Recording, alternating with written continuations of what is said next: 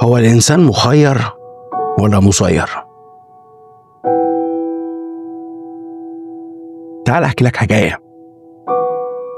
في مرة كنت خارج من الشغل متأخر، كنت مستعجل محتاج إن أنزل بسرعة، فلمحت بعيني كده أسرع أسانسير المفروض إنه هيوصل، ورحت وقفت قدامه.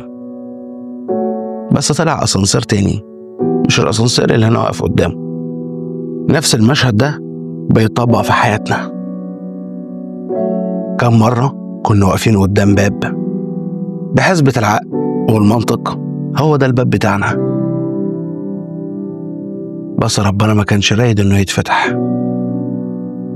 أنت هنا مسير، لكن مخير في إنك تفضل واقف قدام الباب، تلعن الحظ، تلعن الظروف، تلعن الناس اللي أنت قابلتهم في حياتك، أو تشوف باب تاني ربنا ممكن يكون كاتب لك فيه رزق كتير وخير أوسع. فبالبلدي كده أنت مخير في اختياراتك، بس مسير في النتيجة.